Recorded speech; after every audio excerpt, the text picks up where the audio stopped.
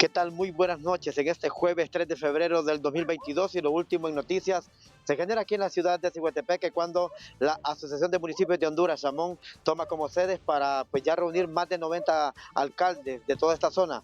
Pero los temas primordiales en esta fecha fueron ese anhelado 11% en cuanto al tema de las transferencias, como también la descentralización de algunos servicios para así tener la autonomía municipal. Escuchemos al gerente de esta asociación. Es una lucha que venimos abordando desde el año 2009 que sufrió la reforma, nuestra ley de municipalidades en el artículo 91 para que hubiese un proceso paulatino de pago hasta llegar al 11%. El 2014 era la fecha tope para que ese 11% fuera pagado de los ingresos tributarios netos del presupuesto de ingresos y egresos de la República, cosa que no ha sido, ¿verdad? A duras penas hemos llegado en el mejor de los años a un 8% y este último momento del 2021 apenas llegamos a un 7% del 11% que nos correspondía. Existe una deuda, ¿verdad? Una cuenta por pagar del gobierno a los municipios y nosotros estamos en la mejor tarea de incidencia. Bueno, escucharon ustedes, en este caso, la deuda que tiene el gobierno y apenas un 8% y que se aspira a llegar a ese 11% durante esta nueva administración de gobierno, como también de la Asociación de Municipios de Honduras, que ya más o menos va retomando quién sería su presidente. Desde aquí, desde la ciudad de Ciguatepeque, vamos hasta Santa Bárbara con usted, Alexis Gutiérrez. Es un placer saludarles, televidentes de Noticieros Hoy Mismo, edición estelar. Más temprano hemos conversado con Melvin Vados de la Iglesia Católica de esta ciudad de Santa Bárbara, quien nos habla que se llevó a cabo la Santa Eucaristía en honor a la Virgen de Suyapa, ya que hoy se celebra un aniversario más de la patrona de los hondureños. Lo escuchamos a continuación aquí en Noticieros Hoy Mismo. Celebrando a nuestra patrona, la Virgencita de Suyapa, nuestra madre representada en ella, y que nos fortalece pues a seguir caminando en el camino de fe. María, la primera evangelizadora, nos invita pues a cada uno de nosotros a empezar el camino de evangelización y de conversión para poder llegar a conocer más a su Hijo Jesucristo. Sí, la solemnidad de la patrona de Honduras está celebrándose a nivel nacional en todas las parroquias y en algunas comunidades que le celebran como la patrona de su comunidad. Bueno, ahorita por la mañana aquí en la parroquia sede se hizo la solemnidad a las 7 de la mañana y a las 7 de la noche pues será en el barrio Llano del Conejo, donde se celebra también a nuestra Madre María de Suyapa, como llevando el nombre del sector del trabajo pastoral de la iglesia en esa comunidad. Entonces vamos a acompañar toda la parroquia en una solemnidad y una verdadera fiesta de hermanos a celebrar a nuestra Madre María, la primera evangelizadora del reino de Dios entre nosotros. También en horas de la madrugada, la Iglesia Católica de esta ciudad de Santa Bárbara llevó a cabo una importante alborada en honor a la patrona de todos los hondureños, la Virgen de Suyapa. Desde el departamento de Santa Bárbara, este ha sido nuestro informe para Noticieros Hoy Mismo. Muchas gracias. Aquí en El Progreso la policía ha capturado a 5 individuos por diferentes delitos. Así lo va a conocer Óscar Sevilla, vocero de la policía. Así es, la Policía Nacional en el municipio de Progreso, a través de la Dirección Policial de Investigaciones y la Unidad de Capturas, ha capturado a 5 personas, las cuales tenían una orden de captura emitida por el Tribunal de Justicia del Progreso y Oro. Una persona fue detenida por el delito de homicidio en su grado de tentativa en perjuicio de testigo protegido. 2 personas fueron detenidas por el delito de robo en su grado de tentativa en concurso real. Estas personas ya el Tribunal de Justicia que conoció del caso les había sentenciado a uno a 4 años de prisión y al otro a 3 años de prisión. Hay una 4ª persona que fue detenida por porte ilegal de armas de fuego, siempre en aplicación a una orden de captura. Y la última persona que fue capturada en una aldea del Progreso y Oro por el delito de usurpación de tierras en perjuicio también de un testigo protegido. Declaraciones de Óscar Sevilla, vocero de la policía. Con este informe, regreso a estudios. Buenas noches, televidentes de Noticieros Hoy Mismo. En nuestra noticia positiva conocemos la historia del pequeño Ian Briceño, 7 añitos, un pequeño sanpedrano quien sueña con ser un artista internacional y representar a nuestro país. a nivel de todo el mundo. Pero escuchémoslo a él a continuación. Empecé a los 4 años, hice un dibujo de Sonic y un día después hice algo parecido y así tras día hasta este momento. ¿Cuáles has hecho? Uno de Venom, uno de Spider-Man, uno de Gazón, varios de Sonic, varios rostros, varios de Pikachu y algunos parecidos a esos. ¿Y cuál es tu sueño? Ser un artista a nivel internacional, que los niños dejen de usar los aparatos y que empiecen a dibujar o a hacer otras actividades diferentes que los aparatos. Según sus padres del pequeño Ian Briceño de apenas 7 años, a veces son altas horas de la noche, 12 de la medianoche, y él, su única pasión es continuar dibujando. A veces hasta tienen que decirle, hijo, vaya a acostarse, porque él, su pasión, su amor es el arte. A continuación vamos con más noticias positivas con nuestra compañera Nelly Martínez hasta Comayagua. Buenas noches. Televidentes de Noticieros Hoy Mismo de la zona centro del país, le damos a conocer que las autoridades del Hospital Roberto Suazo Córdoba en la ciudad de La Paz han realizado este día la entrega de 86 plazas laborales a su personal médico de salud. Escuchemos a continuación a Marco Antonio Rodas, vocero de la institución. En cuanto a el personal que este día recibió su nombramiento de forma permanente, tenemos 17 médicos generales, 25 auxiliares de enfermería, 8 licenciadas en enfermería, 6 microbiólogos, 8 médicos especialistas, 4 técnicos en laboratorio, un técnico en rayos X, un técnico instrumentista y 15 recursos que van destinados al área administrativa. Cuando yo le digo 15 recursos en el área administrativa, dentro de ellos está personal de aseo, está personal de lavandería, personal de cocina y así sucesivamente. Es uno que otro que va directamente en apoyo a lo que son las áreas directamente del área administrativa del hospital. De hecho, es un personal que ha venido laborando por muchísimos años. Es más, tenemos una de las empleadas que ya tenía 12 años de estar por contrato. Todos han venido desarrollando su labor bajo la modalidad de contrato, pero esta empleada, que es del área de aseo, tenía 12 años de estar bajo esa modalidad y, lógicamente, lo tiene muy bien merecido su nombramiento. Con la entrega de estas plazas laborales a todo el personal médico del Hospital Roberto Suazo Córdoba de La Paz, los médicos se encuentran muy satisfechos de haber alcanzado este gran logro. Con este informe pasamos a los estudios principales de Noticieros Hoy Mismo desde la zona centro del país. En cámaras, Marvin Correa les informó, Nelly Martínez. Muy buenas tardes a todo el teleauditorio de Noticieros Hoy Mismo. Las autoridades del Hospital Gabriel Alvarado manifiestan que en un 75% ocupacional está la sala para pacientes de COVID-19, destacando que el 50% de ellos no poseen ninguna dosis y todos son adultos mayores. Escuchemos a la doctora Emma Cedillo, coordinadora de dicha sala. En el mes de enero, así paulatinamente de tener 2, 3 pacientes, el día de hoy ya tenemos 16 pacientes, que equivale al 75% de nuestra capacidad. Cabe recalcar que la gran mayoría son adultos mayores, estamos hablando por arriba de 60 años, y de estos un 50% tiene 0 vacunas. ¿De qué zonas o sectores son estas? En su mayoría son de las áreas rurales, sobre todo el municipio de Danlí, en lo que es la zona rural del municipio de Danlí. Cabe recalcar que, como sabemos, estos fueron los pacientes primero beneficiados con la vacuna.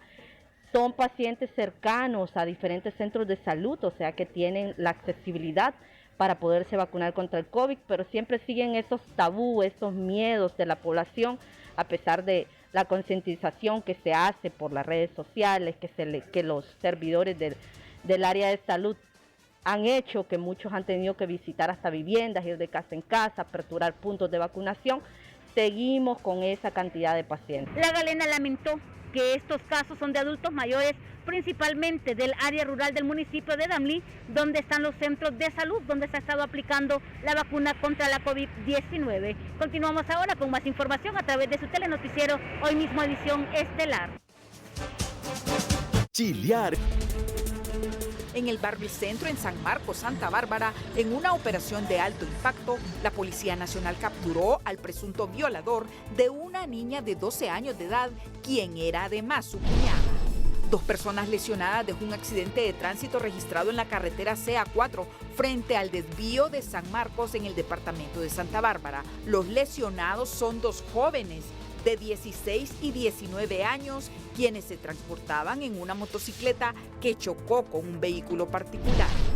Y en Santa Rosa de Copán, departamento de Copán, por segundo día consecutivo está tomada la Dirección Departamental de Educación por maestros que exigen al gobierno de la República plazas permanentes. Y en Olanchito, departamento de Lloro, una profesional de la psicología visita centros educativos para asistir con charlas sobre problemas emocionales a los alumnos, padres de familia y maestros afectados por la pandemia del COVID-19. Para Noticieros Hoy Mismo, Elvira Espinal.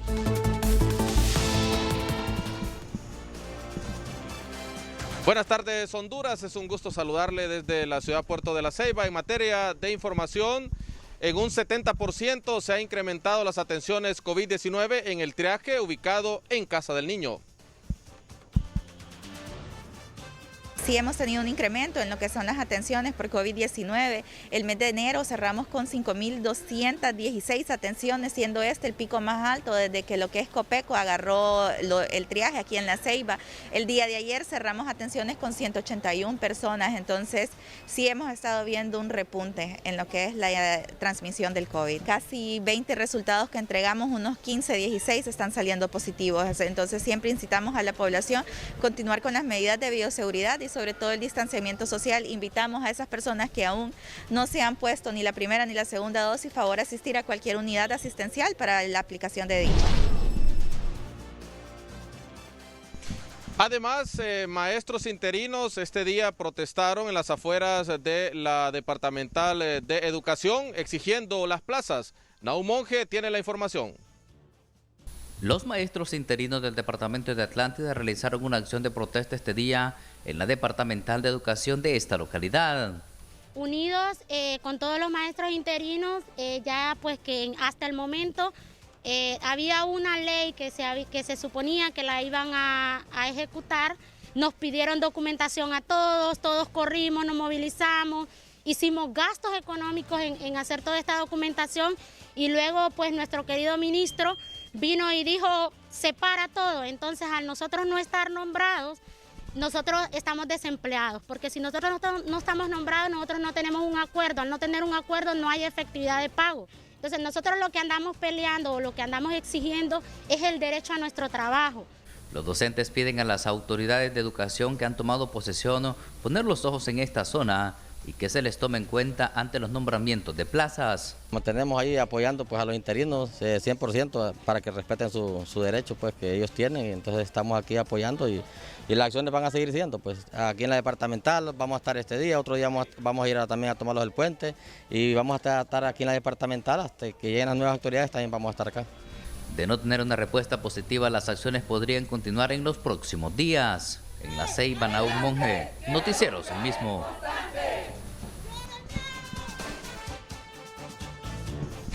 Bien, ahora las noticias internacionales en Noticieros Hoy Mismo. Y estos son titulares de otras noticias importantes de hoy. Congreso Nacional que preside Luis Redondo aprueba amnistía para presos políticos y diferentes sectores lo califican de un nuevo pacto de impunidad. Es muy peligroso realmente dar una regulación tan amplia y una protección tan amplia a personas que pudieron haber cometido delitos o actos de corrupción. Un nuevo pacto de impunidad es la amnistía aprobada por Congreso que preside Luis Redondo, según el abogado Edmundo Orellana, asesor del gobierno en materia de transparencia y corrupción. Partido Nacional dice que es ilegal la elección del procurador y subprocurador por parte del Congreso que preside Luis Redondo y el Partido Liberal pide a la presidenta que no sancione el decreto. Dirigencia magisterial en contra de la transferencia de 2.700 millones de lempiras que hizo Imprema como préstamo al aeropuerto de Palmerola. Consejo Nacional Anticorrupción denuncia que con donación de deuda a políticos y empresarios morosos con la Empresa Nacional de Energía Eléctrica causó un daño millonario a las finanzas de la estatal eléctrica. Con mucha devoción y fervor, los hondureños celebran el 275 aniversario del hallazgo de la Virgen de Suyapa. Santa María, protege nuestras vidas. La campaña de entrega de mascarillas más grande del país de hoy mismo también celebró a la Virgen de Suyapa entregando protección a quienes la visitaban.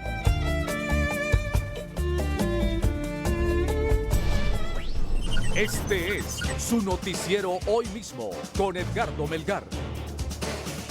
La Junta Directiva del Congreso Nacional que preside don Luis Redondo aprobó anoche una amnistía para la liberación de presos políticos y presos de conciencia por el golpe de Estado de 2009. Iniciativa que fue presentada por el diputado Racel Tomé. Aquí están los detalles. Esta es la noticia del día.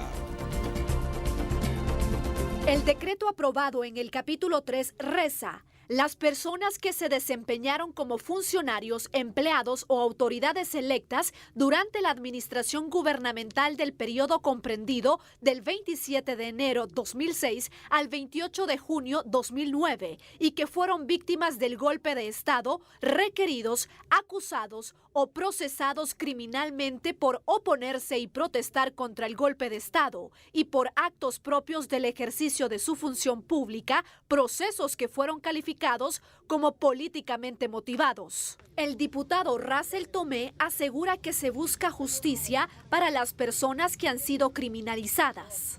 Ese orgullo en nombre del pueblo hondureño de presentar un decreto para la refundación del Estado y que los hechos no se repitan nunca más. Y en este decreto, que fue apoyado por unanimidad, y agradezco a todas las bancadas, me permitieron que ya sea ley de la República. La amnistía para los presos, procesados, enjuiciados y condenados por asuntos políticos. Esto nos va a permitir que temas que han sido criminalizados como los de Guapinol puedan salir en libertad, para que compañeros que han sido enjuiciados y que tuvieron que salir y que están en el exilio, como jóvenes universitarios, como familias, como exfuncionarios, puedan presentarse. Para eso es la amnistía por juicios que tienen motivación política, como dice la Constitución. La amnistía incluye los delitos de abuso de autoridad, violación de los deberes de los funcionarios, malversación de caudales públicos, negociaciones incompatibles con el ejercicio de funciones públicas, fraude en perjuicio de la administración pública, enriquecimiento ilícito y falsificación de documentos públicos y privados, delitos cometidos por particulares excediéndose en el ejercicio de los derechos que le garantiza la Constitución, terrorismo, sedición, atentado, posesión ilegal de armas de guerra, tenencia y almacenamiento de munición en uso no comercial, usurpación, daños, robo, incendio, privación injusta de la libertad, tráfico ilegal de productos o subproductos forestales, apropiación de área forestal, roturación y roza y obstaculización de planes de manejo o planes operativos. Ante el rechazo de diferentes sectores a los delitos incluidos, el diputado Tomé manifiesta: estos son los que responden a la lógica de aquellos que tenían la visión de un golpe y para ellos era sucesión. Entonces para ellos es correcto que los que sacaron el dinero de los campesinos y que se les conoce como los pandoros estén en su casa y los de Guapinol estén en la cárcel. Se terminó ese sistema, nosotros queremos construir justicia. La amnistía es para asuntos estrictamente políticos. Obviamente, a usted cuando está en un proceso de persecución política, lo que le hacen es una serie de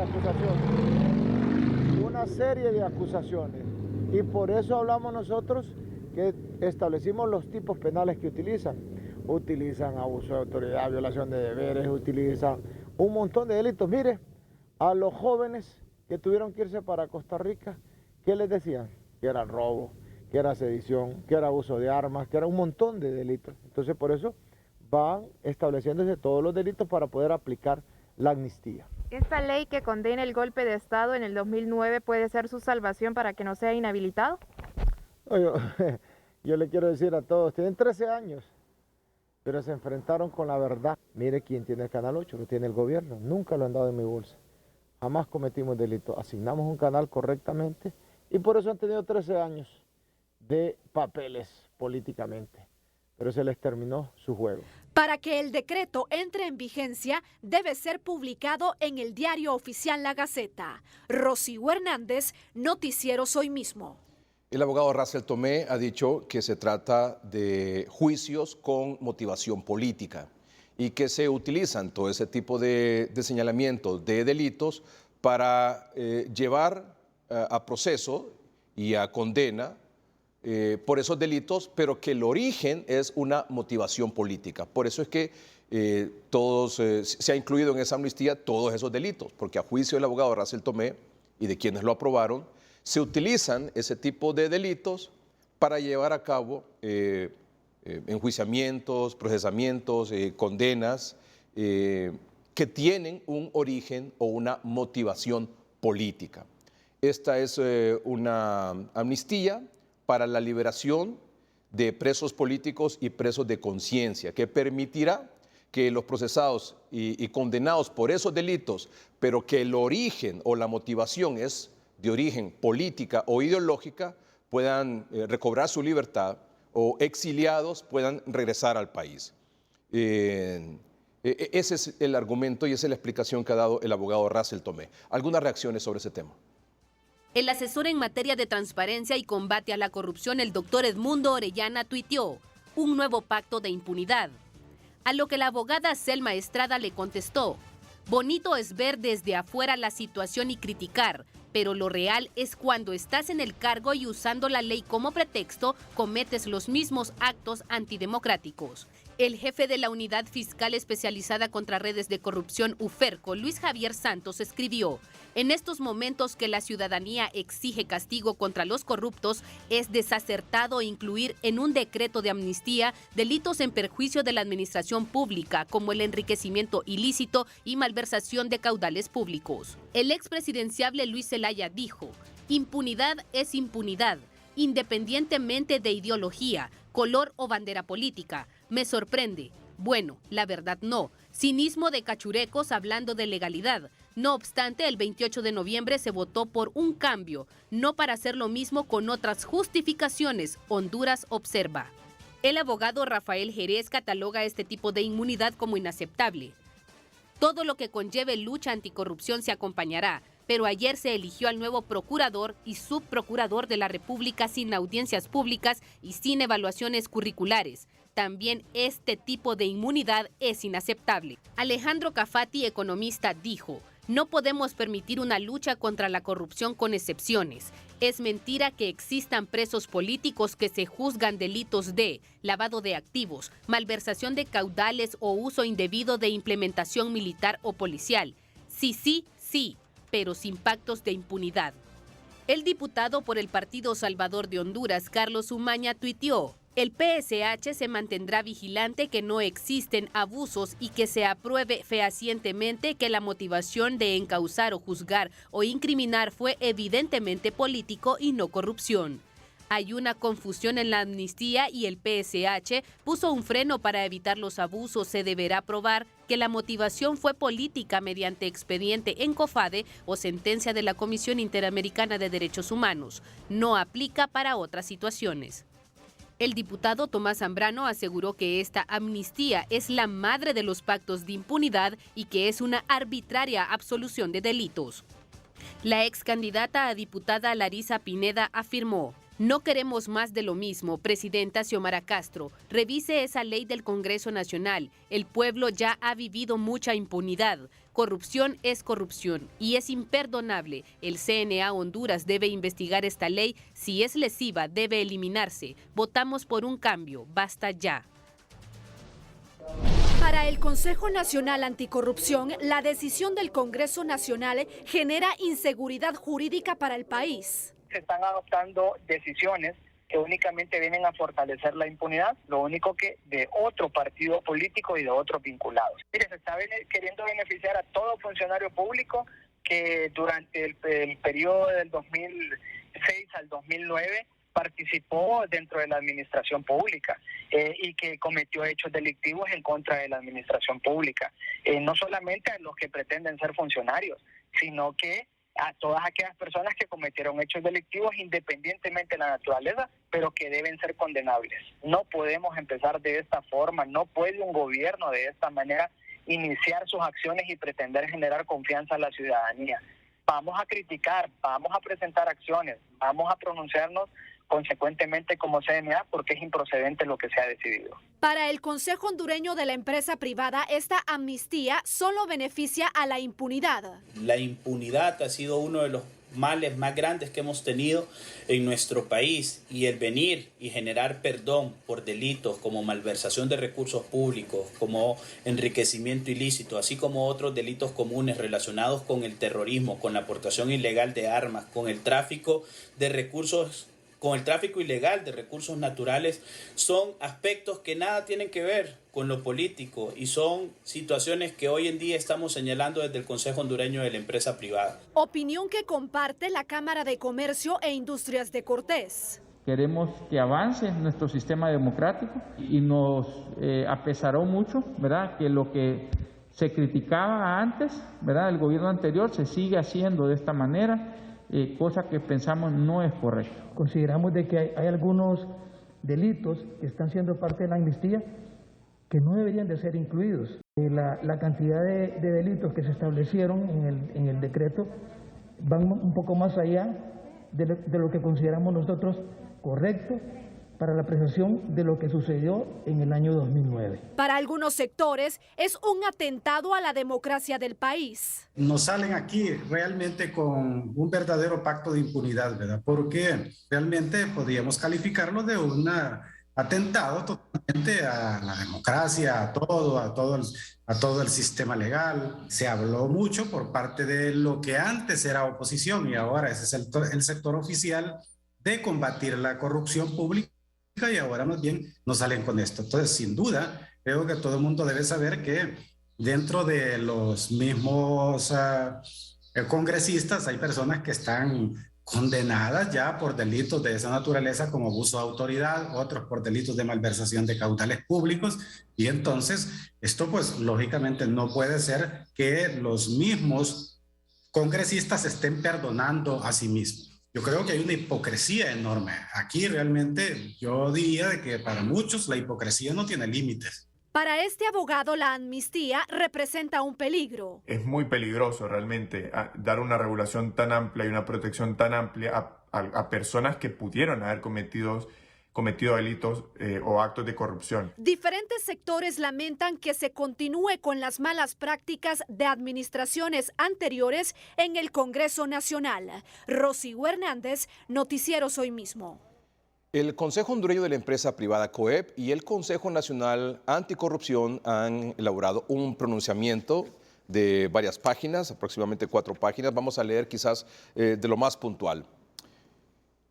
El Consejo Nacional Anticorrupción y el COEP identificaron un total de 68 artículos que hacen referencia a distintos delitos con penas que van de 1 a 15 años, que estarían siendo perdonados si se aplica la amnistía contemplada en dicho decreto y que en su mayoría son delitos de corrupción o delitos comunes, es decir, que no son conexos a los delitos políticos, por lo que resulta inconcebible que sean objeto de amnistía delitos contra la administración pública, delitos contra el patrimonio o propiedad, delitos contra la libertad, la seguridad interior del Estado, la fe pública y otros comunes, bajo la égida de los delitos políticos. Es decir, que dejaría en impunidad actos de corrupción que incurrieron en el ejercicio de sus funciones y no bajo el golpe de Estado. También dice este pronunciamiento: en ese sentido, el Consejo Nacional Anticorrupción y el COEP concluyen que Es insoslayable que el Estado desde su nacimiento ha sido regido por el derecho, por lo que es imperativo resolver estos conflictos a fin de evitar consecuencias jurídicas adversas al pueblo hondureño. Mientras no se resuelva el problema de legitimidad, instamos a las y los diputados a abstenerse de tomar estas decisiones de alta envergadura. El ejercicio de la democracia y la defensa de la soberanía en ningún momento sería válida y oportuna lesionando derechos y garantías, tomando en cuenta que nos caracterizamos por ser un Estado de Derecho. En ese sentido, ratificamos que lo que es malo en el pasado continúa siendo malo en el presente. No se pueden sentar precedentes que servirán como herramientas para en el futuro provocar impunidad en el país. Se están adoptando decisiones que vienen a fortalecer la impunidad y que traen consigo un clima de inseguridad jurídica, eximiendo de responsabilidad a funcionarios públicos. Si ellos cometieron delitos y están comprobados, deben enfrentar la justicia. Con el artículo 5 únicamente refleja una situación de impunidad similar a las acciones ejecutadas por el anterior Congreso Nacional, dando indicios de que seguirán con prácticas ruines de sesionar en altas horas de la noche, aprobando en nombre del pueblo beneficios para blindarse unos pocos. Los hechos que no se deben repetir son las violaciones a la Constitución, la injerencia entre poderes del Estado, las acciones encaminadas a generar caos y anarquía, la apología al odio, porque la historia nos da la triste lección que quien siempre termina pagando los caprichos y alborotos de la clase política es el pueblo.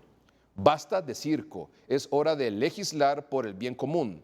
A las y los diputados les recordamos que el pueblo tiene el poder. Tegucigalpa, Francisco Morazán, jueves 3 de febrero de 2022. Es el pronunciamiento del Consejo Hondureño de la Empresa Privada y el Consejo Nacional Anticorrupción. También en sesión de ayer por la noche se ha nombrado ya al nuevo procurador y subprocurador general de la República. Los juramentados son el abogado Manuel Díaz Galeas como procurador y el abogado Tomás Emilio Andrade Rodas como subprocurador. Esto es el abogado que usted busca para que lo defienda como gobierno. Y en este caso, ¿ambos son notarios? No necesita, la ley solo dice abogado, título de abogado. Debe estar ya en su cargo. Ya deberían de estar en sus cargos, ¿verdad? Porque la presidenta necesita tener un abogado. Punto. Aunque no esté publicado en la Gaceta todavía.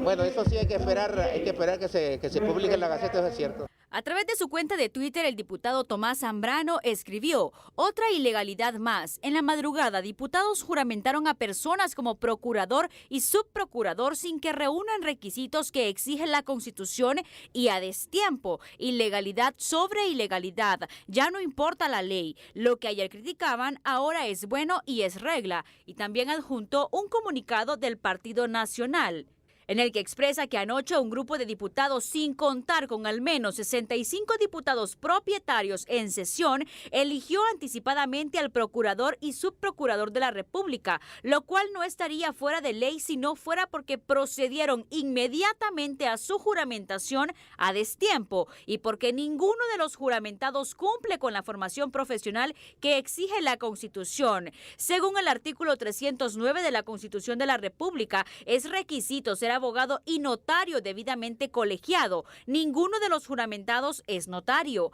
A esa ilegalidad se suma el hecho de que la actual ocupante de ese cargo, la doctora en Derecho Lidia Estela Cardona, como lo señala el artículo 229 de la misma Carta Magna, fue electa para un periodo de 4 años que vence el 29 de junio de este año, tal y como lo establece el decreto 70-2018, publicado el 27 de julio de aquel año. La única vía para remover legalmente a un alto funcionario electo por el Congreso Nacional es mediante el juicio político, y para ello se necesita mayoría calificada de 86 votos de diputados propietarios.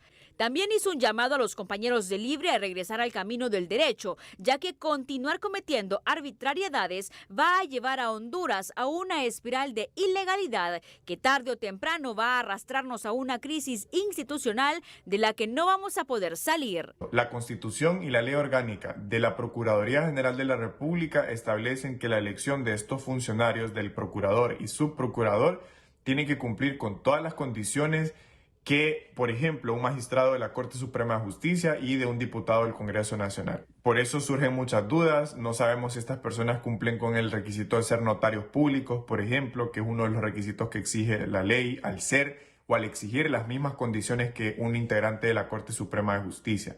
Estos nombramientos a destiempo pueden generar demandas al Estado, asegura este constitucionalista. No debió de haberse llevado a cabo porque yo tengo entendido que el periodo de 4 años del actual procurador Estela Cardona vence hasta en el mes de junio. Por lo tanto, debieron esperar hasta llegar a este momento para proceder al nuevo nombramiento. Es innecesario que nos expongamos a ilegalidades o a situaciones que el día de mañana pueden degenerar en una demanda, y no vale la pena repetir este tipo de episodios, todo por la gran prisa de elegir funcionarios. Estas son prácticas del gobierno anterior, asegura el abogado Raúl Pineda. Yo creo que sí es formalmente correcto, pero responde a una mala práctica que dejó el gobierno anterior. Antes de que se venciese el periodo en que vacan los funcionarios, se procedió a hacer nombramientos como un resguardo, como una salvaguarda de acontecimientos que pudieran darse en el futuro. Yo no le veo sentido a que se haya nombrado a un procurador cuando el que está en funciones termina su periodo en junio. Pero en el gobierno pasado se sembró un mal ejemplo, y este mal ejemplo nos va a afectar a todos, ¿verdad? Pero formalmente sí es correcto. Según el perfil descrito en sus redes sociales, el nuevo procurador Manuel Díaz Galeas es abogado y licenciado en Relaciones Internacionales, y el subprocurador Tomás Emilio Andrade es abogado en Derechos Humanos. El actual procurador de la República es la abogada Lidia Estela Cardona y la subprocuradora Marcia Núñez Enave. El periodo de ambas concluye el 29 de junio de 2022. Evelyn Pérez, Noticieros Hoy Mismo. El Consejo Central Ejecutivo del Partido Liberal también emitió hoy un comunicado. Es un comunicado del Consejo Central Ejecutivo y también de la bancada liberal en el Congreso Nacional. Vamos al punto 1. Si bien constitucionalmente corresponde al Congreso Nacional hacer la elección del Procurador y Subprocurador General de la República, no correspondía ejercitar esta atribución en el momento en que lo ha decidido hacer el Partido Libertad y Refundación Libre y el Partido Salvador de Honduras, pues es el periodo de los actuales titulares de esa institución, vence hasta en junio de este año. 2, también rechazamos que los partidos Libre y PSH hicieran esta elección inobservando que los elegidos no cumplen con uno de los requisitos que exige la Constitución de la República para el cargo, artículo 229 en relación con el artículo 309, numeral 3 de la Constitución de la República, por lo que exhortamos a la presidenta del Poder Ejecutivo a que no sancione un decreto con vicios de nulidad. 3, también hacemos énfasis que esta elección se ha producido a la medianoche, a espaldas del pueblo, una práctica que los hondureños siempre hemos rechazado y que paradójicamente los protagonistas que ahora tienen el poder político criticaron duramente en campaña. 4, por otro lado, desaprobamos la denominada Ley de Amnistía para la liberación de los presos políticos y los presos de conciencia, aprobada por la facción que controla el Congreso Nacional, pues la discrecionalidad que otorga ese marco jurídico puede dejar sin sanción a personas y actos que deben ser conocidos y resueltos por la justicia. 5, nuestra postura sobre la ley de amnistía es coincidente con la forma en la que la han catalogado ya personas del entorno de la presidenta Xiomara Castro, como el doctor Edmundo Orellana Mercado, ministro asesor en materia de transparencia y combate a la corrupción del nuevo gobierno, quien acertadamente la llamó un nuevo pacto de impunidad. La Comisión de Transición del Instituto de Previsión del Magisterio, INPREMA, aprobó, previo a culminar sus funciones, transferir 110 millones de dólares, unos 2.700 millones de lempiras, para invertirlos en el Aeropuerto Internacional de Palmerola. Estos son los detalles. La Junta Interventora del gobierno de Juan Orlando Hernández en el Instituto de Previsión Magisterial INPREMA fue la encargada de autorizar el desembolso de 110 millones de dólares como préstamo para financiar obras en Palmerola. Después de un año de trabajo, intenso trabajo, de técnicos, de análisis legales, de análisis financieros, de análisis actuariales, de análisis comerciales, acompañados por la Comisión Nacional de Banca y Seguros y tutelados por el Reglamento de Inversiones de la CNBS, hemos logrado cerrar una operación financiera después de un año de trabajo. Y nos sentimos orgullosos de que el INPREMA hoy haya dado un paso enfrente, se haya quitado las cadenas de las inversiones precarias y de bajo rendimiento, y hoy, gracias a esa inversión, el INPREMA recibirá 220 millones anuales en pago de intereses que servirán para llevarle muchos beneficios a los docentes que tanto lo merecen por años de trabajo. La dirigencia magisterial así lo cataloga. Nosotros no estamos de acuerdo con el saqueo. El día 26 de enero, un día antes de cambiar de gobierno, se han transferido en 3 partes.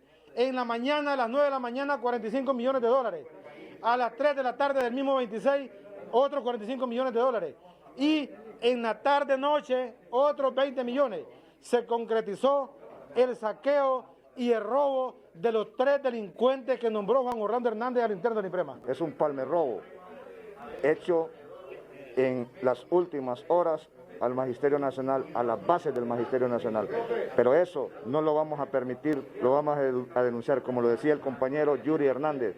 Estos delincuentes los vamos a perseguir, los vamos a hacer las demandas y vamos a proceder contra ellos. Donde estén, con quien estén, vamos por ustedes. Y los van a denunciar.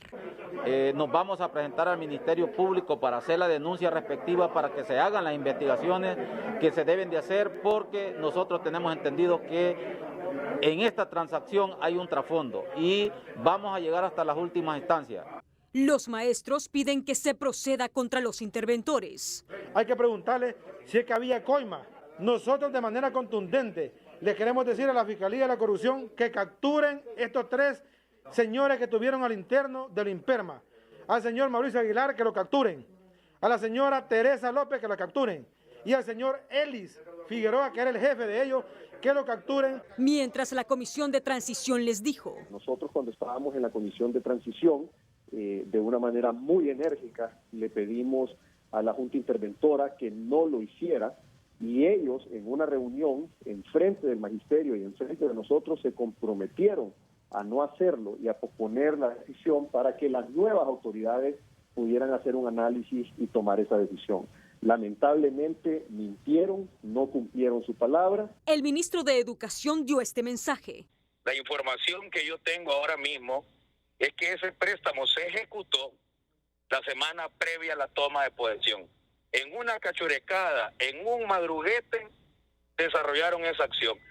Y las autoridades de Palmerola International Airport esto dijeron. Se hizo una transacción normal en el mundo empresarial, donde un instituto de pensiones, de previsión del magisterio, tenía sus fondos en la banca nacional con un interés específico durante muchos años, y desde hace un año empezamos a trabajar el hecho de que nosotros también teníamos una deuda o un financiamiento con los bancos a una tasa de interés X, que obviamente le generaba una carga importante al proyecto y que teníamos que buscar nuevas alternativas para poder minimizar esa carga financiera, y pues nos acercamos no solamente con el INPREMA, con muchos institutos de previsión.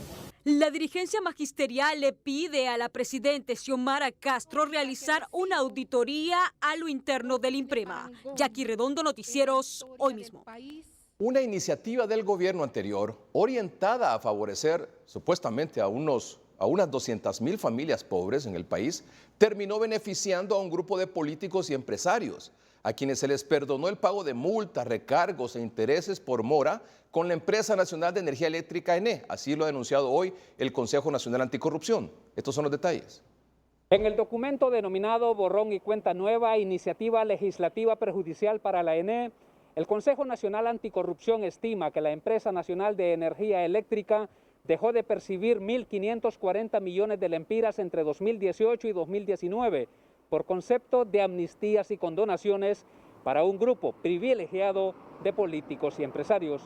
Según el CNA, la iniciativa fue presentada por el expresidente Juan Orlando Hernández y fue aprobada por el Congreso Nacional según Decreto 129-2017, con ampliaciones contempladas en los decretos 51-2018 y 26-2019, que permitía pagar la factura en mora con la ENE sin intereses, multas y otros cargos, con arreglos de pago hasta por 3 años. La naturaleza inicialmente de este decreto era amnistía, o sea, evitar los recargos, las multas que se generaran por el no pago.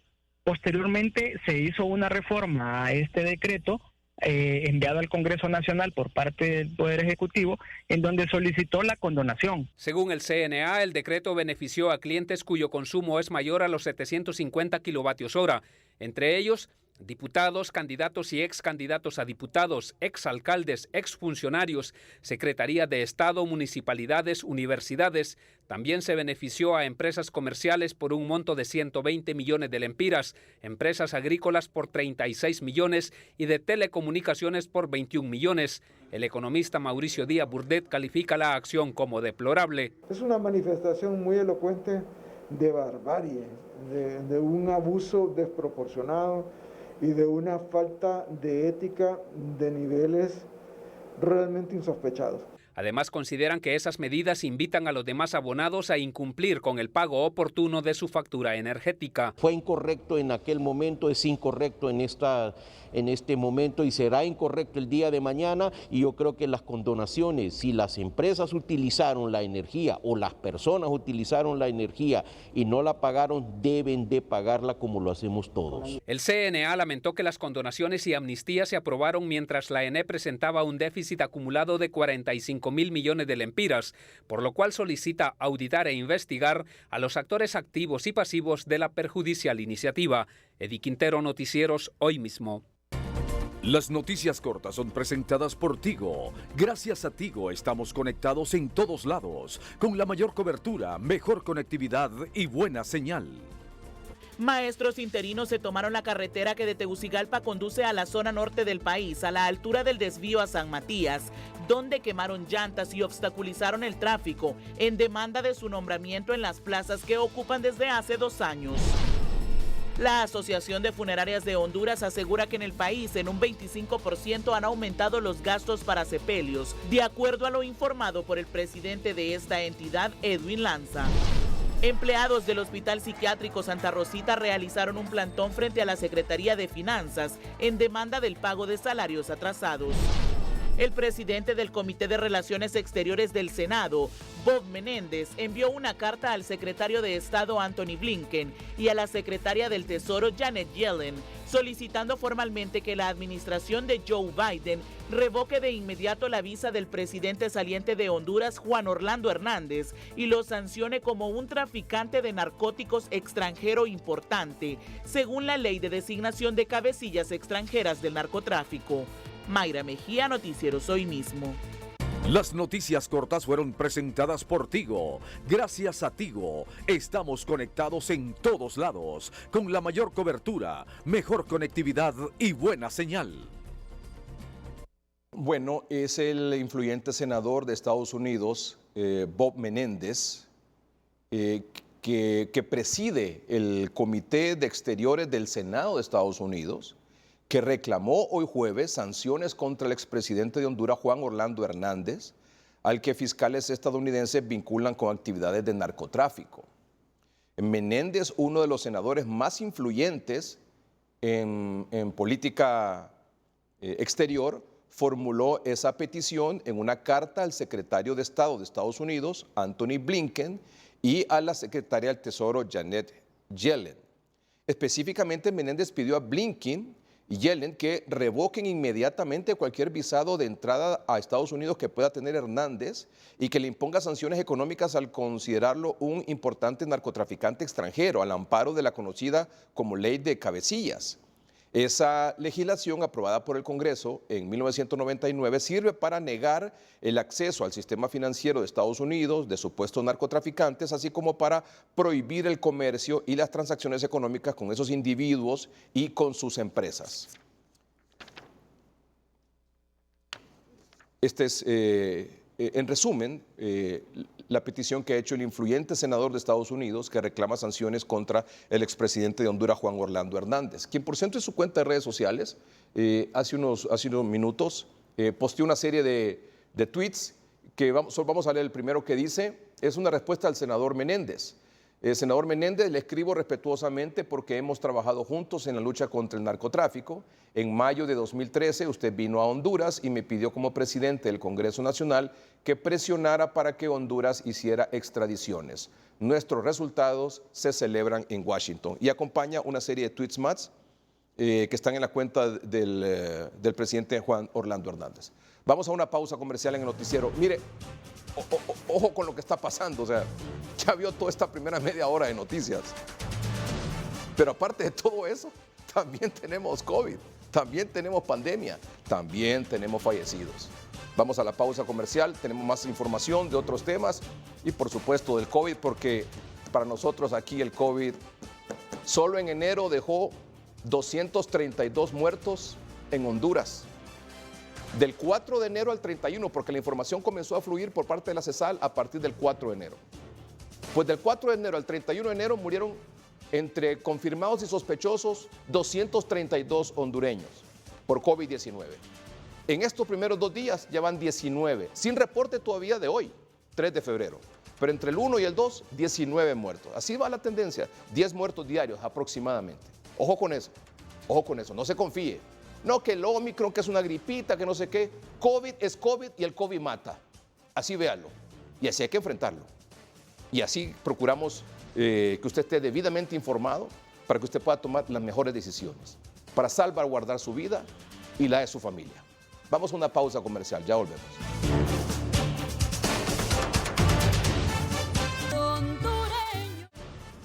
El Congreso Nacional aprobó anoche el decreto de ley que rebaja el precio de la gasolina superior y el diésel también, no sé si la regular, ya nos vamos a confirmar en el reportaje, en 10 lempiras. Aquí están los detalles. Para lograr esta reducción tomaron medidas antiinflación, eso quiere decir la fórmula en donde se establecen los impuestos para la parte de combustibles, bajando el mismo. Es una reforma al artículo 4 del decreto 278-2013, que entró en vigencia el 30 de diciembre del 2013, en donde se ponían un montón de medidas para subirle impuestos al pueblo hondureño, y una de las medidas era un aumento a los impuestos de los combustibles. Nosotros lo que estamos haciendo ahorita es rebajando esos impuestos de los combustibles para que el pueblo hondureño pueda tener un beneficio de pagar 10 lempiras menos por cada galón de combustible. Depende del tipo de combustible, los precios contemplados de la depreciación serían: la gasolina super baja de 1.40 a 0.99, estos son datos en dólares. La gasolina regular baja de 1.24 a 0.82, el diésel baja de 0.86 a 0.44 y así sucesivamente el búnker, la querosina, el LPG y el ASJET, que es el que usan los aviones. Entonces son rebajas diferentes para cada tipo de combustible, pero al final de cuentas viene siendo más o menos un promedio de 10 lempiras por galón, y todo esto te suma a un aproximado de 2.800 millones de lempiras para finales del año, que es un sacrificio fiscal del gobierno de la República en favor del pueblo hondureño y para ayudar a controlar también la inflación que está continuando a presionar la economía nacional. Para este economista, la medida es muy acertada ante los precios altos del crudo en los últimos meses. Muy oportuna en un momento en que el barril del petróleo va hacia el alza, y esto viene a compensar no solamente al ciudadano común que tiene un vehículo, sino que también a las empresas en su estructura de costos. Recuerde que tanto la energía como la gasolina están en la estructura de costos de las empresas, y ellos, cuando esto incrementa, lo trasladan al precio de los productos finales. Entonces me parece muy oportuno, pero hay que recalcar que este es un problema mundial. Y estas medidas vienen a evitar que los hondureños sean golpeados por la tendencia alcista del precio del combustible. El decreto de ley entrará en vigencia hasta que el mismo sea publicado en el Diario Oficial La Gaceta. Ivania Colindres, Noticieros Hoy Mismo. Bueno, sacrificio fiscal, baja la superior, regular y diésel, 10 lempiras por galón. Y es una disminución en el impuesto que se ha venido aplicando por años a los combustibles. 24 horas de plazo tienen los candidatos alcaldes de los municipios de Duyure, en Choluteca, Huampusirpin, gracias a Dios, para presentar un recurso de reposición ante la Sala Constitucional. Caso contrario, queda firme la resolución del Consejo Nacional Electoral, CNE, de repetir las elecciones en ambos municipios. En las próximas horas, la Corte Suprema de Justicia notificará la resolución al Consejo Nacional Electoral y al Tribunal de Justicia Electoral. Lo que continúa, pues si ya se dio la notificación a las partes correspondientes, lo que se realizó ayer mismo, y quedaría esperar el día de hoy a efecto de saber si se presenta algún recurso de reposición ante lo que fue resuelto por la Sala de lo Constitucional. Si no se presenta ningún recurso de reposición de esa decisión, entonces la decisión de la Sala quedaría firme. El pasado 5 de enero, el Consejo Nacional Electoral determinó repetir las elecciones en los municipios de Duyure, Choluteca y Huampusirpe, gracias a Dios, porque en Duyure, supuestamente unos 186 nicaragüenses votaron en las elecciones. Mientras tanto, en Huampusirpe votaron ciudadanos de otros departamentos.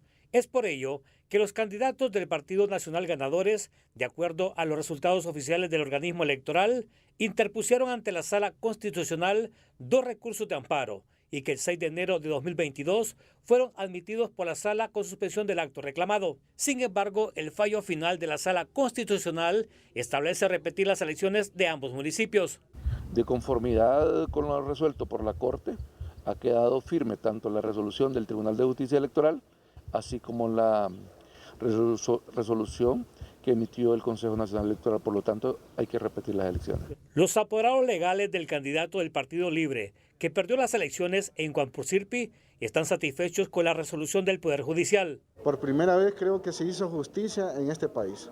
Por primera vez siento que estamos respirando aires de libertad en este país.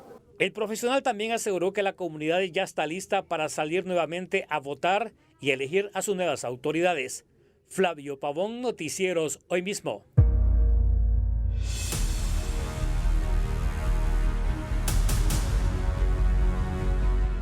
La etapa de conclusiones ya finalizó a inicios de esta semana. Solo está pendiente ahora el fallo. Si lo van a absolver, si lo van a condenar a los acusados por el Ministerio Público por la compra de los hospitales móviles, por esa compra irregular de los hospitales móviles. Y por los delitos, obviamente, por los cuales están siendo acusados. Sin embargo, ¿qué es lo que detiene el fallo? Un recurso de amparo presentado ante la Sala Constitucional por parte de la defensa de los acusados. Aquí algunas reacciones. Para este abogado penalista, solo la defensa legal de Marco Bográn y Alex Moraes conocen qué derechos fueron violentados en el juicio, que los orilló a presentar el recurso de amparo. El amparo puede resultar ya sea en total o parcial, o denegado, lógicamente, pero en el caso de que fuera favorecido habría que establecer si es total o parcial. Si es total, le van a restablecer el derecho violado. Desconocemos el fondo del amparo, sin embargo, se presentó un amparo cuando se le presentó el primer requerimiento al señor Marco Bográn, aparentemente por malversar fondos del Estado. Se le presentó un primer requerimiento por violación de los derechos de un funcionario, abuso de autoridad, y posteriormente se le amplió a fraude, fraude continuado, entiendo yo, fraude en diferentes modalidades según las agravantes que establece el nuevo Código Penal, y es por eso de que el señor Bográn en este momento está guardando prisión. La semana anterior finalizó el juicio oral y público contra Marco Bográn y Alex Moraes, donde el Ministerio Público los acusa por 2 delitos de fraude y 2 por violación de los deberes de los funcionarios, por la compra de 7 hospitales móviles por más de 47 millones de dólares. Sin embargo, los tribunales en materia de corrupción no pueden emitir un fallo hasta que la Sala Constitucional dicte resolución al recurso de amparo que presentó la defensa de ambos imputados. Para este abogado, es una estrategia de los defensores para dilatar el caso. Y lo vemos desde una perspectiva orientada a dilatar el proceso en gran medida. Sabemos que estas personas han cometido actos de corrupción. Desde ASJ se ha presentado en su momento un informe que desnudaba todo este tema de los hospitales móviles, toda la trama, toda la falta dentro de la licitación, sin contar con garantías procesales, sin contar con mantenimiento de oferta y pagando, como dicen ellos, de buena fe, pero de una buena fe que no lo respalda legalmente al momento de que la sociedad hondureña pues pida un castigo para estas personas, ¿no? También solicitó al Ministerio Público estar atentos a la resolución de la Sala Constitucional, ya sea a favor o en contra, para interponer los recursos necesarios y que en el caso de los hospitales móviles se haga justicia. Flavio Pavón, Noticieros Hoy Mismo. Durante la misa solemne hoy, en honor a la Virgen de Suyapa, el cardenal Óscar Andrés Rodríguez invitó a los hondureños a ser testigos de fe, porque solo así se podrá refundar Honduras. La feligresía católica demostró una vez más su profunda devoción por la Virgen de Suyapa, hoy en la celebración del 275 aniversario del hallazgo de la patrona de Honduras. Qué madre tan bella tiene nuestro Señor Jesucristo, ¿verdad? Y nosotros, madre de nosotros. Sí, es madrecita de nosotros. Tan milagrosa.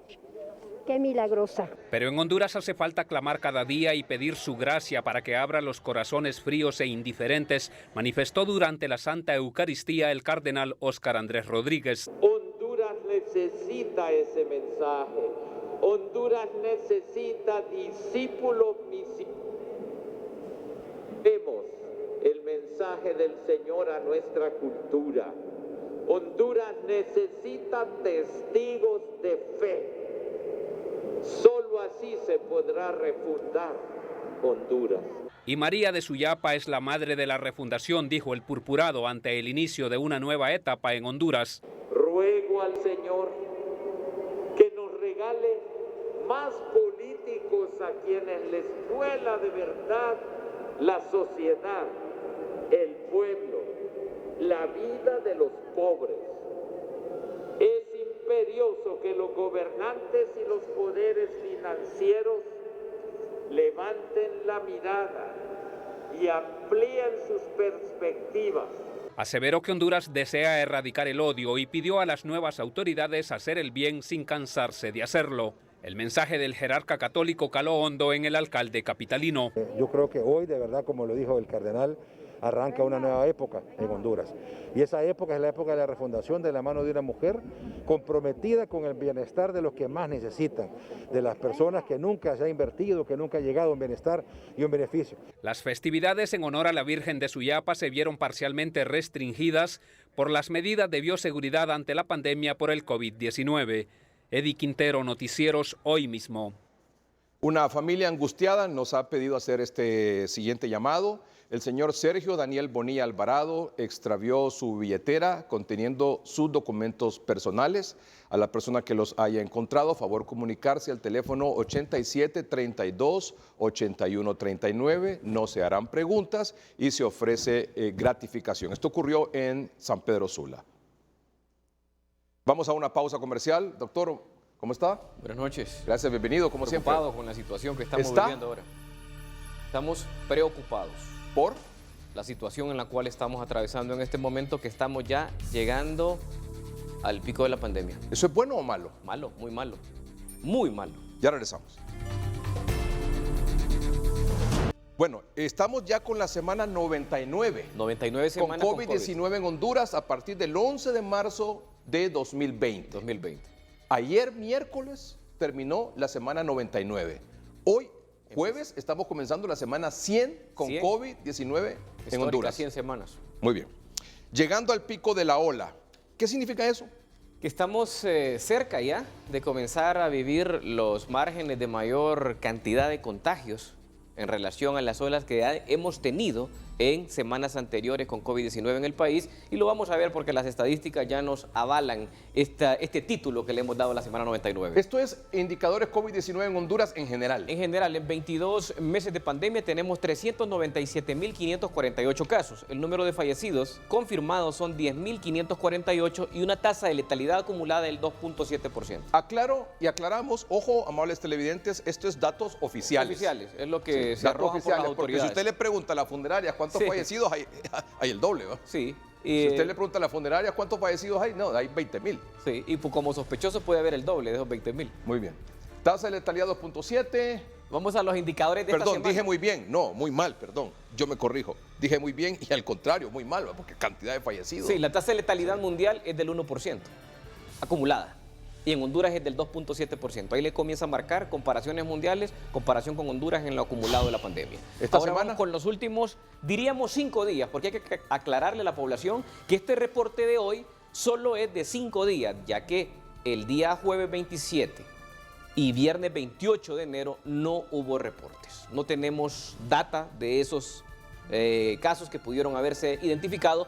Aparentemente se acumularon en el fin de semana, pero los reportes son de 5 días y por eso hay alguna variación, como los casos confirmados que se reportan en estos 5 días últimos, podríamos decir así, son 3.922. Fallecidos sospechosos, 53 en los últimos 5 días. Lo que usted mencionaba al inicio, un promedio aproximado son 11 decesos por día.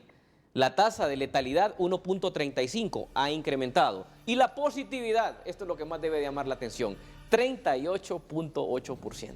Ya veremos más adelante una gráfica que nos describe desde el inicio de la ola que comenzó el 22 de diciembre, en estas 7 semanas, el comportamiento tanto en casos como en positividad. Ahí vamos con el reporte de las últimas 7 semanas, comenzando el 22 de diciembre, cuando tiene inicio la ola, porque ve que en esta ola nunca hay descensos, comienza a incrementarse. La semana anterior habíamos cerrado en los últimos 7 días con 5.118, pero mucho ojo, población, no se confíe con ese dato del 2 de febrero porque es de 5 días, 3.922 contagios. Ese es el reporte que tenemos de 5 días y no de 7 como las semanas anteriores. Si hubiésemos tenido 7 días, póngame el anterior, si hubiésemos tenido 7 días, doctor, esos 3.922 serían, el cálculo saldría, eran 6.100 la proyección con la positividad. 6.100 porque se está haciendo en este momento 2.022 pruebas promedios en los últimos 5 días. Eso es lo que tenemos, 2.022 pruebas, ese es el promedio. Nada. Estamos bien bajos, y es parte de los retos que tiene la nueva administración. Muy bien, ahora sí. Ahora vamos a la positividad. Esto sí le debe de llamar la atención porque independientemente cuántos casos se reportan, la positividad sigue en ascenso. Y este es el ascenso que se compara desde el inicio de esta ola. Mire con cuánto comenzamos el 22 de diciembre, 5.7%. Y toda la semana la positividad ha ido incrementando, tal cual que en estos últimos 5 días la positividad promedio es del 38.8%. Esa positividad del 38.8% de esta semana, estos últimos 5 días, doctor, ¿cuándo fue que tuvimos una positividad más o menos de 38.8? En la primera semana de agosto. Primera semana de agosto del año 2021. Y recuerde que la positividad más alta y la explosión de casos fue en julio. Ha sido el pico más alto en la pandemia. Entonces, en la semana del 26 de julio, una semana previo a este número similar, se reportó una positividad del 42.6%. O sea, esa ha sido la positividad más alta en Honduras. ¿La de final de julio? Sí, la del último miércoles de julio. En la semana 72 fue 42.6%. ¿Nosotros vamos a llegar a ese 42.2%? Muy probablemente entre la próxima semana y la siguiente. Quizá será el tope de la positividad en la pandemia. Mucho ojo, estamos hablando de que la diferencia entre enero y julio en positividad o el inicio de febrero solo son 4%. O sea, esta situación es de alarma. La positividad nos marca cómo está la pandemia y por eso hemos graficado que estamos ya llegando al pico. Y fíjese usted que en todos los países del mundo, en esta nueva ola, en la semana 8 han llegado al pico. Y mire lo que está pasando en Honduras. Similar, usted puede ver los registros de Estados Unidos, Israel, Sudáfrica, semana 8 llegaron al pico. Lo que pasa es que no nos vamos a dar ni cuenta de eso. Sí, o sea que el próximo jueves, doctor. Sí. Vamos a ver, el lunes 7, 8, 9, 10. Sería el 10, ¿verdad? El jueves 10. El jueves. Sí, jueves 10 de febrero. La positividad, usted diría, pudiera superar el 40% y estar ya nosotros viviendo esa situación de ese pico. Y para el siguiente, 16, podría 17, ser mayor, porque 17. la positividad en Honduras puede superarse en esta ola en comparación a julio. A julio de 2021. A julio de 2021. Esta positividad del COVID-19 en Honduras, por cada 10 personas que se efectúan una prueba de COVID-19, 4 resultan positivos. Mire qué alarmante es la situación de estas cifras. Es correcto. La tendencia, la relación que existe en estos últimos 5 días es de 10 personas que se realizan pruebas o se realizaron pruebas de COVID-19, 4 de ellas salen positivas, a pesar de la dificultad que existe a través del PCR de ser identificados los casos. ¿Y estos contagios, doctor, en esta semana 99, dónde han estado? En el departamento de Francisco Morazán se concentra el 40% de todos los casos. 1.178 casos, seguido por el departamento de Cortés con 748, el departamento de Atlántida con 393, que representa el 10%. Si sumamos el departamento de Francisco Morazán, el departamento de Cortés y el departamento de Atlántida, concentran el 60% de todos los casos a nivel nacional. Pero dato curioso también es que todo el país reporta casos de COVID-19. O sea, todo el país. El lunes yo le dije, tenemos una explosión de Omicron. Explosión de Omicron. ¿Tenemos una explosión de Omicron en Honduras? Total. Variante predominante en más del 95%. Una realidad. ¿El porcentaje de letalidad, doctor, por departamento? El porcentaje de letalidad por departamento sigue siendo el departamento de Copán, que ocupa el primer lugar con 4.6%, seguido por el departamento de Lempira con el 3.8%, Olancho con el 3.6%.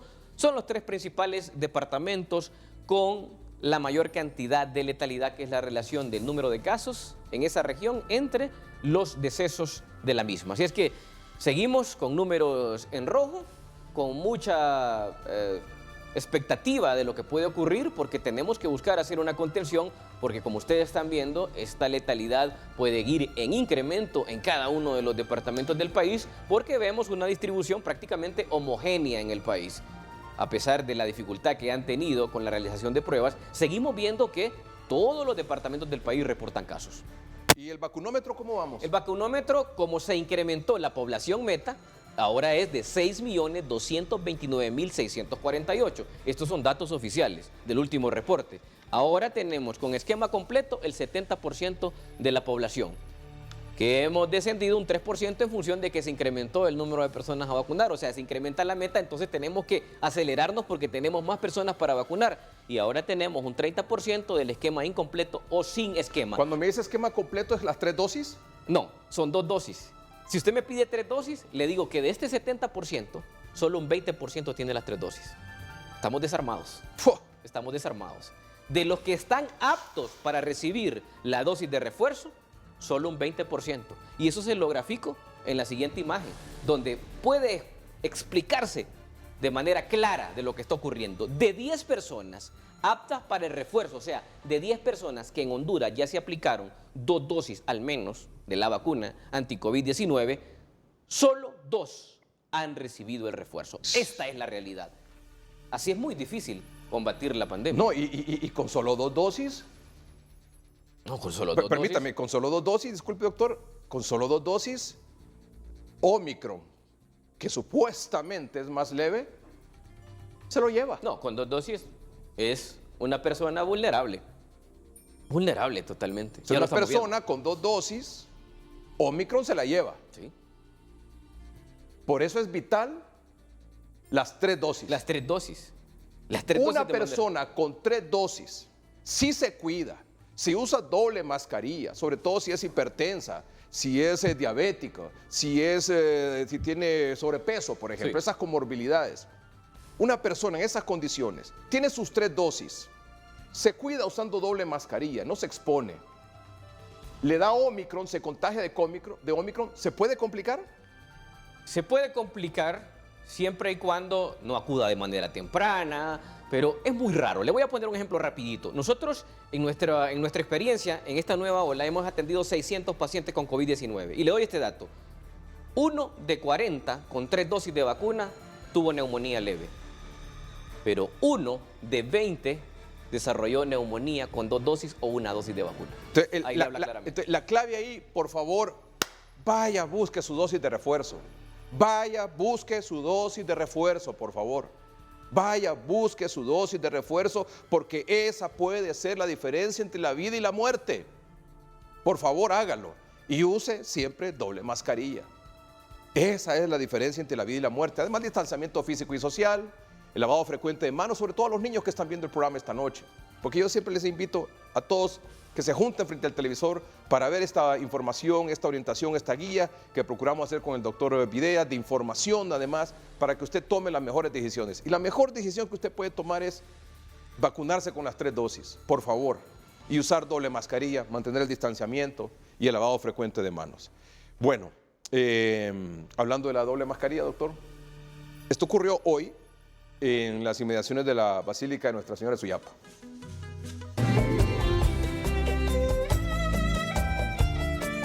La población sabe la importancia de usar doble mascarilla. Puedo protegerlo por el virus que siempre está.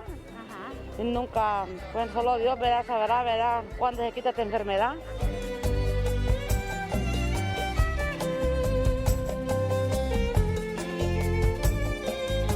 Esa que anda, quítesela, deposítela en la basura, aquí, póngase esa ahora. Esa mascarilla está viejita, ¿verdad? La veo bien sucia. Sí, ya está sucia. Bueno, entonces... que me dé repuesto. Claro, aquí estamos para eso, vamos a dar su repuesto.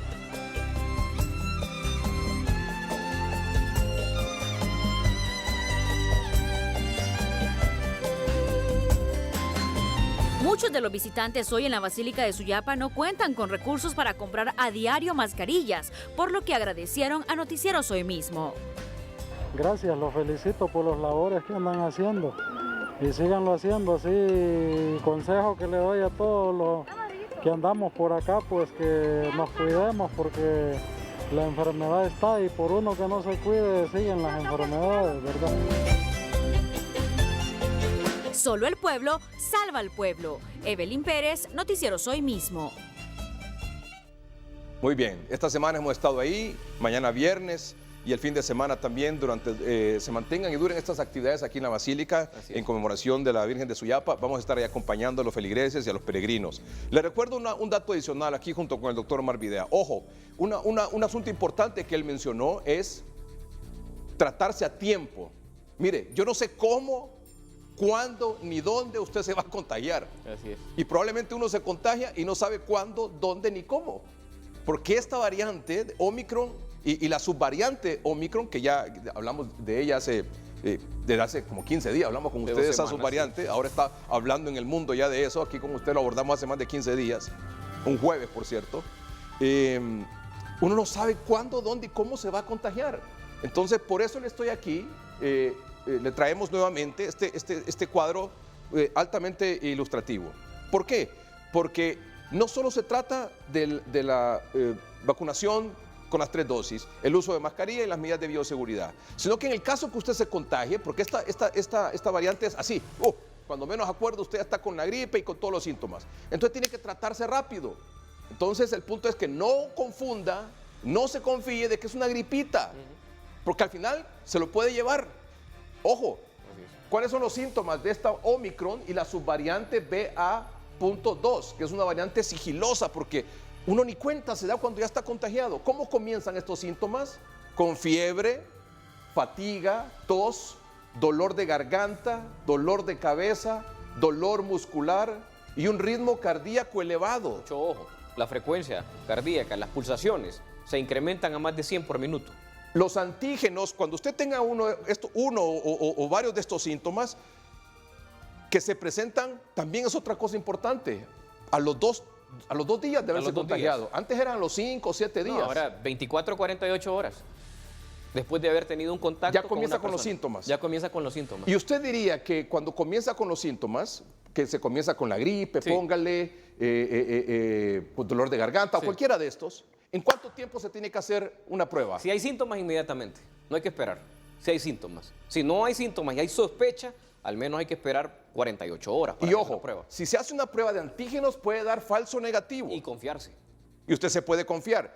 En el dado caso que le dé una prueba de antígeno falso negativo y persisten los síntomas, ¿cuándo se tiene que hacer otra de antígenos?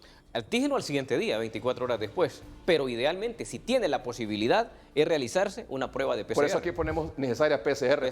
Porque esta Omicron evade. Evade a los antígenos y puede evadir a la prueba de PCR. Sí, sí. Porque evade esta variante, esta subvariante, tiene ausencia de la proteína S, que es la que se detecta por el PCR en tiempo real. Así es que la parte clínica debe también tener un acompañamiento de laboratorio, pero no confiarse, no debe de basarse en el laboratorio para relajarse. Y el problema es que no solamente puede llegar a no complicarse, podría ser. El detalle es que si usted no se aísla, va a seguir transmitiendo. Y ese es el problema. O sea, las personas dicen, sí, pero la variante puede darle casos leves, sí, la mayoría sí, algunos se van a complicar, pero el problema epidemiológico de salud pública es que si usted no aísla a la persona, esa persona lo va a andar diseminando y va a llegar el virus a una persona inmunocompetente, que tenga fallas orgánicas, comorbilidades, entonces a ese que tiene deficiencia de su inmunidad, a ese sí lo va a golpear. Bueno, tenemos que despedir, doctor. El domingo seguimos actualizando este tema, por supuesto que sí. Queremos solo compartir una buena noticia junto con la familia del doctor Enrique Aguilar Paz. El doctor Enrique Aguilar Paz estaba un poquito enfermito, pero ya se está recuperando. Nos está viendo esta noche junto con su familia, a quien le mandamos un fuerte abrazo y nuestra solidaridad. El doctor Enrique Aguilar Paz se está recuperando. Hay un equipo de médicos excepcional que lo ha estado cuidando. Por cierto, el próximo 15 de febrero cumple 91 años. Wow. El exministro de Salud, diputado al Parlacén, diputado al Congreso Nacional, ejemplo de honestidad, transparencia, un gran profesional. Un gran médico, sin duda, que para las nuevas generaciones representa un baluarte en la medicina, y tenerlo pues con vida es altamente de agrado para nosotros. Diría yo, el mejor ministro. Yo creo que será muy difícil. Hay una peña muy alta de superar una vara muy alta, doctor Enrique. Así que, doctor, Aguilar, lo saludamos. Espero que ya pronto salga del hospital y pueda estar más tranquilo ahí en su casa junto con su familia y todos sus nietos y todas sus amistades, que lo admiramos y lo apreciamos y lo queremos mucho y lo respetamos tanto. Gracias, doctor. Sí, un gusto. Gracias a ustedes por su atención. Buenas noches y que estén bien.